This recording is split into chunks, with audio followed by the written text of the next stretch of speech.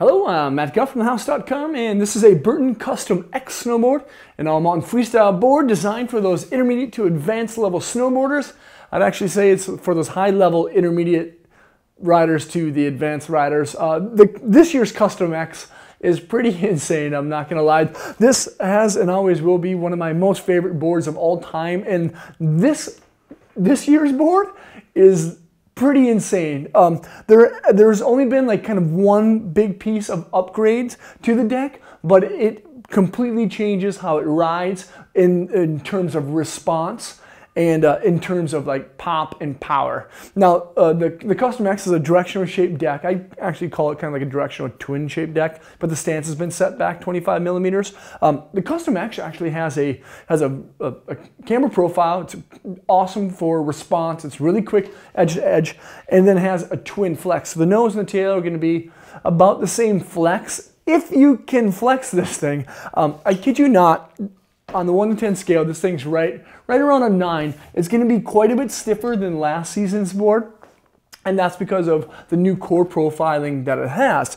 Now, the Custom X does have a Dragonfly multi-zone EGD wood core, but what's new about it is the Squeezebox High. It's a new Squeezebox profile core that Burton has released for this season.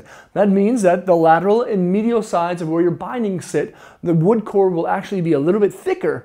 But the difference between regular Squeezebox and Squeezebox High that's in the Burton Custom X this year is that there's carbon fleece on those high sides of that core. So there's going to be a lot more power and a lot more pop and a lot more precision in those fleece carbon sections than there was maybe previously last year when the board just had regular Squeezebox. Now, the Custom X does have, or will continue to have, the 45-degree carbon highlights high voltage. It's carbon strands that run throughout the whole deck from tip to tail at 45 degrees. This is a beastie board, and it does take quite a bit of speed to turn it. You know, some of the greatest half-pipe riders in the world ride this thing because it's so responsive and so poppy. And again, there's a lot of guys that still ride this thing in backcountry, and there's a lot of guys that hit this thing on huge jumps because it's so stable.